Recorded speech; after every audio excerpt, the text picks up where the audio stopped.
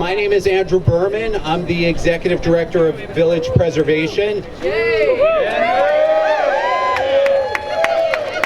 To my left, we have Summer Omar from Sparked, who is, she and Sparked are the co-organizers of this rally today. Give them a hand. Amazing, amazing job. We've got a whole bunch of great speakers that I'm going to introduce to you as we move on here, but let me start by just saying why we're here today. And that is because the beloved, venerable, landmarked, and much needed Tony Dapolito Recreation Center has been closed for 5 years due to deferred maintenance and neglect by the city. But rather than repair it, they let it rot. Why? Well, now we know it's because they never wanted to repair it at all. They wanted to tear it down. The city claims that this building is unsalvageable. We toured it. There's nothing in this building that needs fixing that nearly every old building in our city hasn't need fixed at some point. It can be repaired. It can be brought back to life. The only thing that needs fixing is the city's unwillingness to live up to its responsibilities. For months, the city lied to our faces and said they had no money to even do an analysis of what repairing the center would involve. Then, lo and behold, days later, the mayor suddenly had $52 million for the center, but not for repairs and not even for studies, for demolishing the center and wiping their hands clean of their duties. To that, we say no. We refuse to reward their neglect and incompetence. This is a beloved place. Update it, renovate it, make it better, but don't raze it to the ground. It's June. This place should be buzzing with swimmers and joggers, children and adults and seniors from all over the city, as it was when it was open. But thanks to the city's neglect and incompetence, it's lying fallow and it's falling deeper into disrepair every day. Now, adding insult to injury, this center is named for Tony Dapolito, a revered community leader who fought for preserving community landmarks and for providing much needed services like this.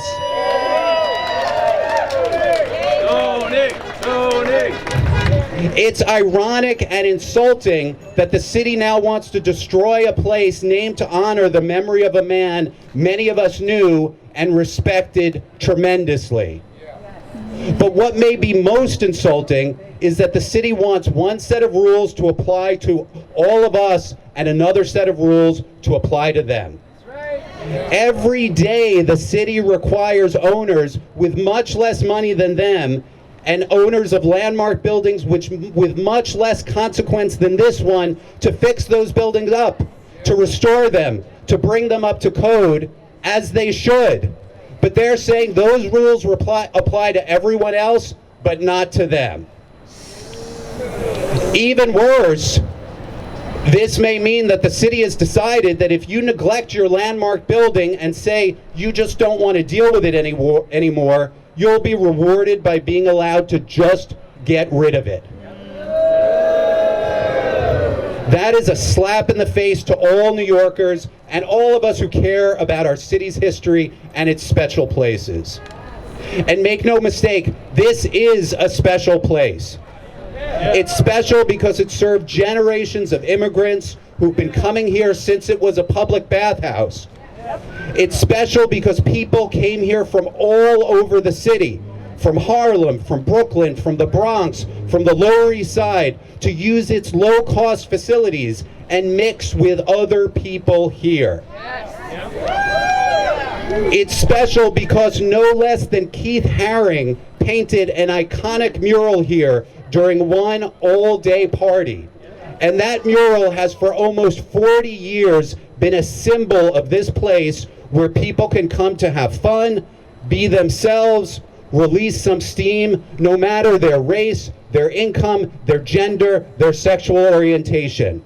That mural, that's right, that mural, this place, and that bringing together of people are all endangered by this demolition plan. The mayor, the Parks Department, and the City Council have all spent vastly more money on repairing and updating buildings that were way older and more outdated than this one, including, ironically, the very buildings that they operate out of, like City Hall and the Parks Department's very own headquarters in Central Park. So our message to city leaders is this: end the hypocrisy and start the repairs.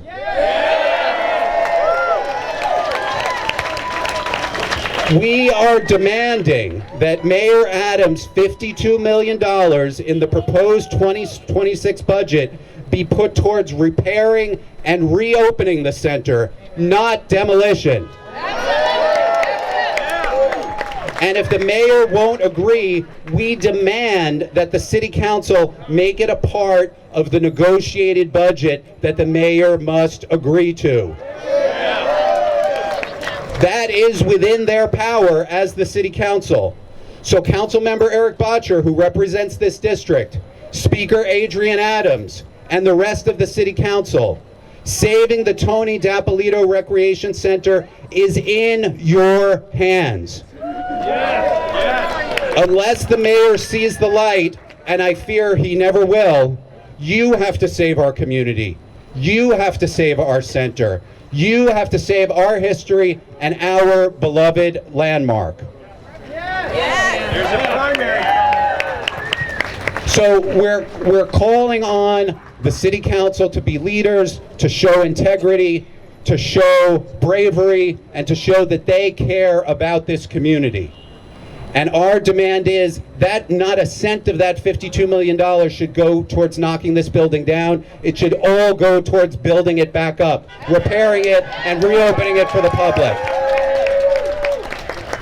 I'm going to turn the microphone over, but before I do, I want to make sure everybody knows those signs in your hands, they're not just signs to send a message here today. The QR code and the URL on there, we need you to use that. Everybody today, this afternoon, send a message to the mayor, the parks commissioner, and all of the members of the City Council using that, saying exactly what we just said here today. Take that $52 million and use it for repairs, not for demolition. So I'm now going to turn the mic over to our wonderful, amazing co-organizer, co-leader, Summer Omar. Thank you, Andrew. Hi, everyone. My name is Summer Omar. I'm the founder of the Coalition to Save the Public Recreation Center downtown. Our members include more than 20 community... Can you hear me now? Our members include more than 20 community organizations, from block associations to political clubs to nonprofits to resident councils, who are here today and have made this coalition effort possible. So I want to say thank you to everyone who is part of that.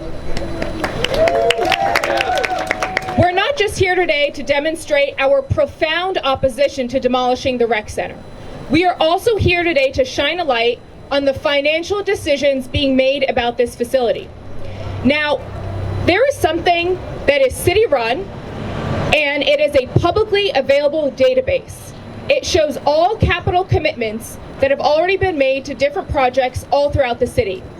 What we're looking at over here is a snapshot of that database. It shows what capital has already been explicitly committed to the Tony Dapolito Recreation Center.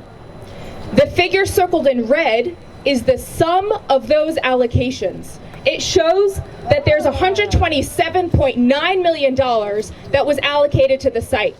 The figure circled in blue shows the amount of funding that has been spent. You can see here only about $8 million has been spent. If we all do that very quick math, that means there's more than $100 million that had been previously allocated to the facility but remains unused. And that is on top of the almost $52 million that Andrew had mentioned that is earmarked in the mayor's executive budget. What we are now talking about is an extraordinary sum of money that the city is idling while this facility deteriorates in plain sight And every New Yorker is entitled to ask the now very obvious questions this raises. Where did all of this funding go, and why can't it be used for repair as initially promised? I just want to finish by saying this. I know it's easy to be discouraged by this years-long frustration and to just let bureaucratic inertia dictate the decline of our public facilities. But when we sign petitions, when we go to our community board meetings, and when we come out to rallies just like this, we challenge that drift. We bring focus where there had been delay and some conviction where there has been indifference. So thank you for being here, and thank you for joining this fight.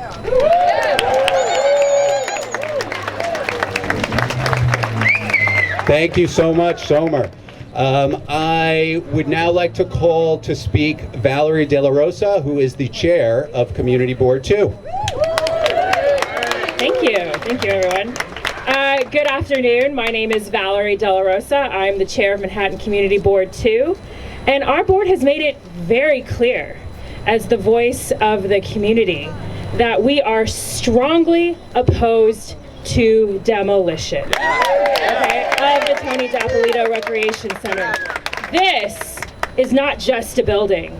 It is a third place in the hearts of many of who are here, standing out here today, who cannot be here with us today, or other places. It is why the boundaries of the Greenwich Village Historic District Extension 2 were redrawn the way that they were drawn. And it's listed on the National and State Historic Register of Places. CB2 has never supported demolition, and I've heard it from the very top of that agency that we did. And until very recently, the publicly presented path from the city and from the Parks Department was restoration and reopening. You saw those figures on Summer's chart. Not demolition, and that's what the community had every reason to expect. Our Landmarks Committee held public hearings, and the message from the community was clear and passionate. They want the Dapolito Center, we want the Dapolito Center restored, reopened as a neighborhood recreation space. There's $52 million in the mayor's budget. Let's use that money to renovate, not erase, this important part of our shared history. We call on the city council, our elected officials, to stand with the community, with this community, to block the demolition, redirect the funds, and restore the Dapolito Center. Thank you.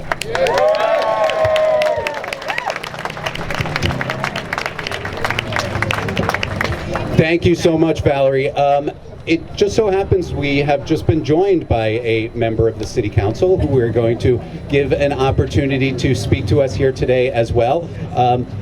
Councilmember Keith Powers. Thank you. Thank you. Thank you, everyone. I'll be quick because I know you have a big program here. My name is City Council Member Keith Powers, and this is actually personal for me. Tony Dapolito was a personal friend of my family, his wife Frances, his grandson Brian Delaney is my closest friend on earth. And I know that what he gave to this community. I know what he fought for, and I know the spirit of Tony Dapolito is with us here today and almost every day, fighting for strong neighborhoods. As we go through this fight, as we go through this conversation about the city budget, I want to add my voice of support to make sure the city has not moved forward in an urgent plan to tear down this recreation center. I have recreation centers in my district that I am putting money into every single day to upgrade them, to update them, to make them the continuous community hubs.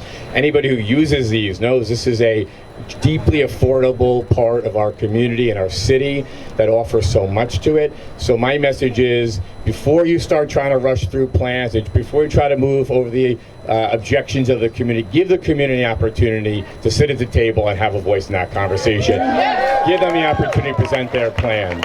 And let's go and let's get the community at the table. So thank you to our organizers. I know have been doing that. I have been out there on the campaign trail seeing them campaigning for their own community, and I give them a lot of credit for that. This is not, this is volunteer work for a lot of folks to stand up for their community. So let's give them a big round of applause for that. And so I am here to add my voice to that. I want to make sure the community has a voice in this process. They get an opportunity to put their plan forward. And before we pass the budget this year, before we do anything else, you guys have an opportunity to present your vision to them. And then we can have a conversation with the community together. So thank you, everyone. Councilmember Keith Powers, thank you guys for all being out here today.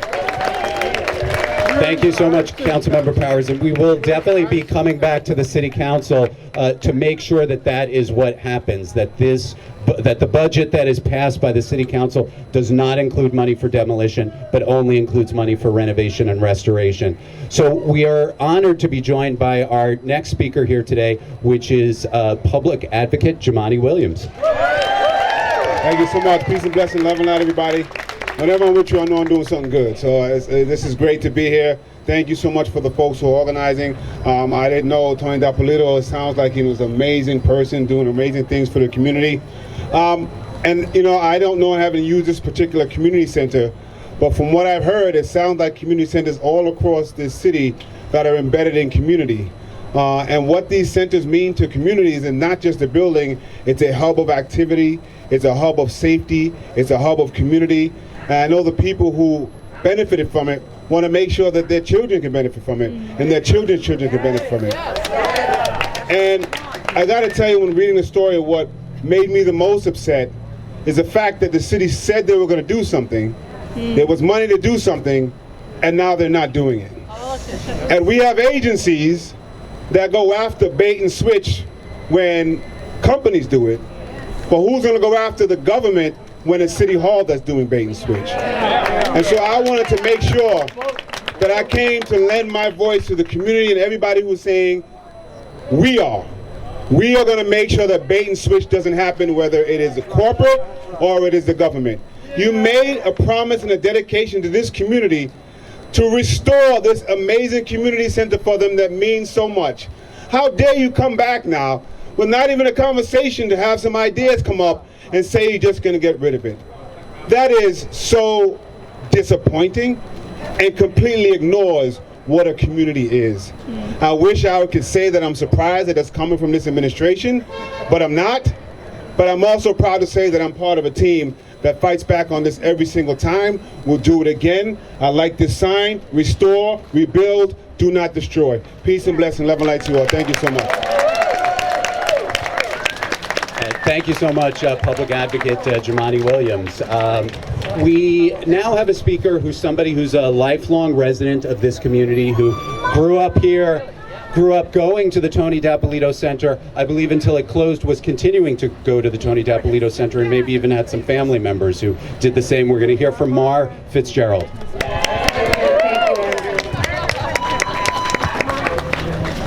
Wow, hello West Village. So excited to see you. My name is Mar Fitzgerald. I am a former president of Village Independent Democrats, proudly. I am a current member of Community Board 2, and in a few weeks I will be officially the Democratic District Leader for the West Village.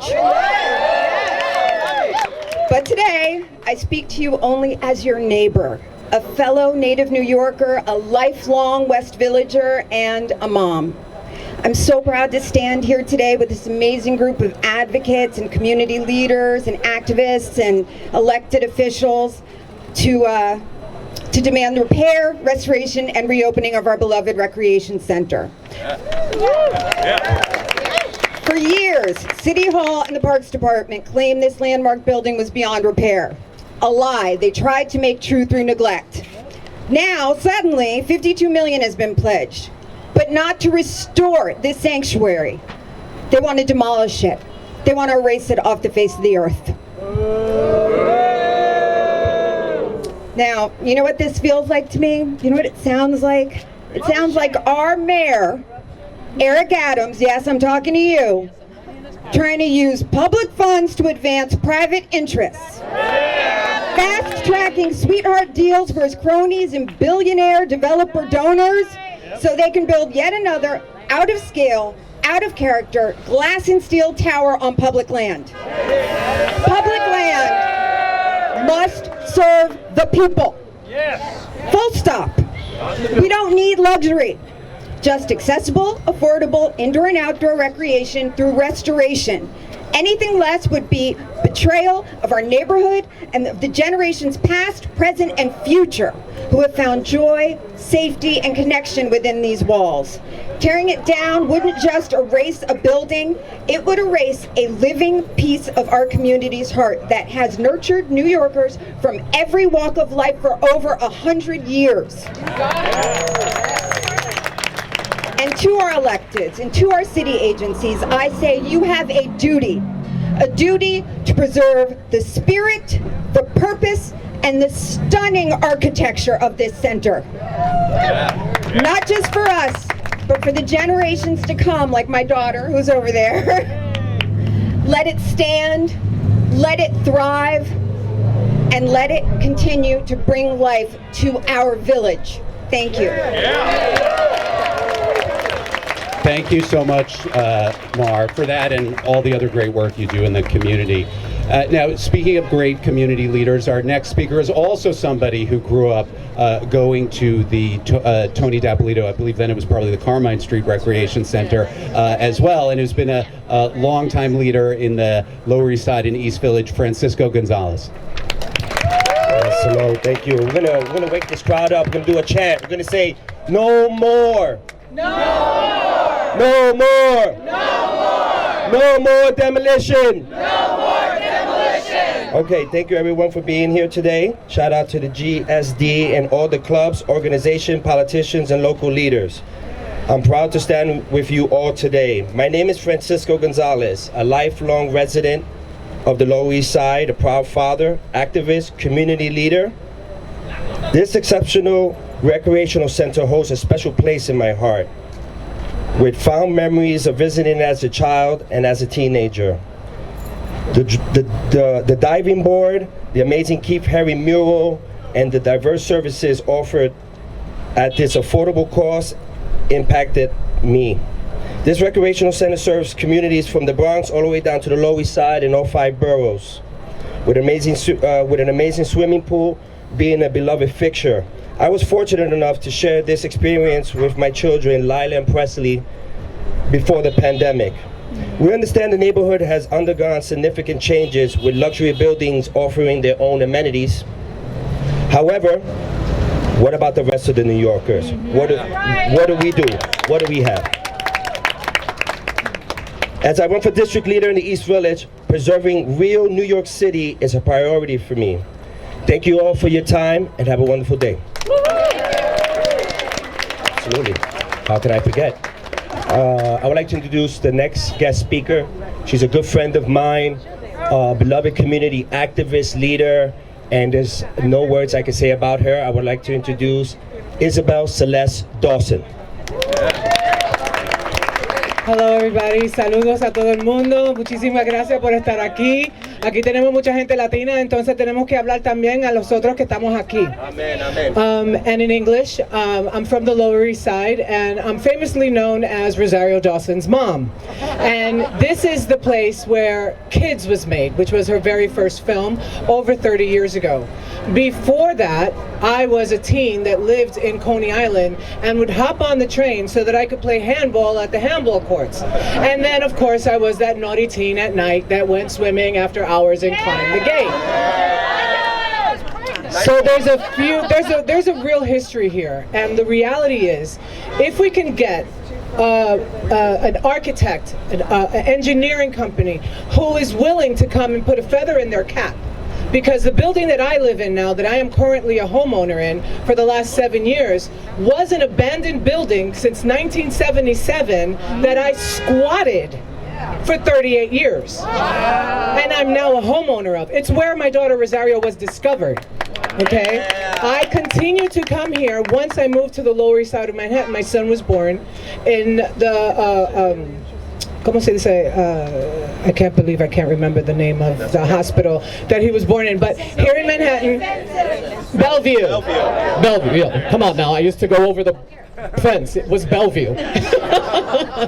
And so I've been in this community for 41 years, and I have always been well accepted on the West Side. My family has been, my friends and my neighbors. Currently, the only space that's available that is wonderfully being used right now to play outside.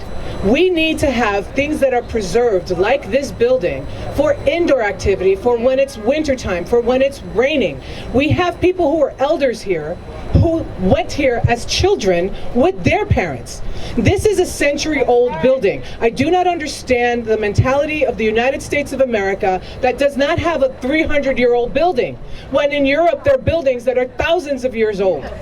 This building is a brick building. It's layered in brick before it gets to the joists. This is not just reparable.